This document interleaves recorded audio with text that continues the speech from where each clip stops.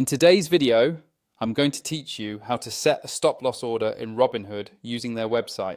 Setting up a stop loss is an essential skill for any investor, as it helps protect your investments from significant losses by automatically selling a stock or option if its price falls below a certain level you've chosen. I'll guide you through every step, so by the end of this video, you'll know exactly how to use this useful feature. Let's get started. First, you'll want to head over to the Robinhood website and log into your account using your usual credentials. Make sure you're logging in securely and that you're using a device and connection you trust. Once you're logged in, take a moment to confirm that you've landed on your dashboard page where your portfolio is displayed. From here, navigate to your portfolio section. This is where you'll see a list of all your stocks and options.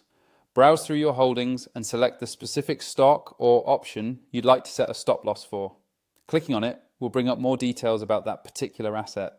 Depending on the version of Robinhood's interface you're using, you might see a yellow button on the upper right corner that says, Go to Robinhood Legend, especially if you're still in the classic view.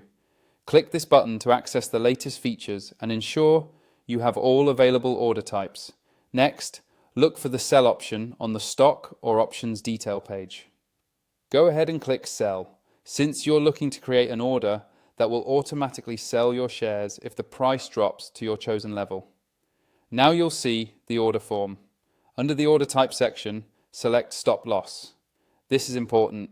Choosing Stop Loss tells Robinhood to initiate the sale only if the stock or option drops to the stop price you specify.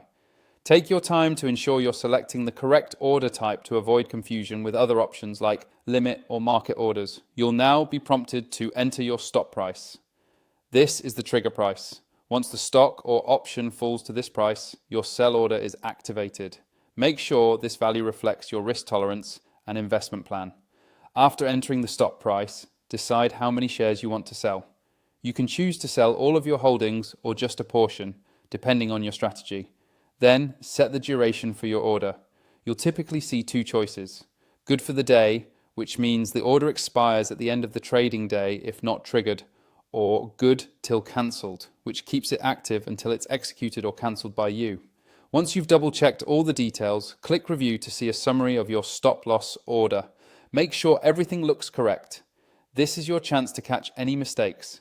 Finally, when you're sure all the information is accurate, click Submit to place your stop-loss order.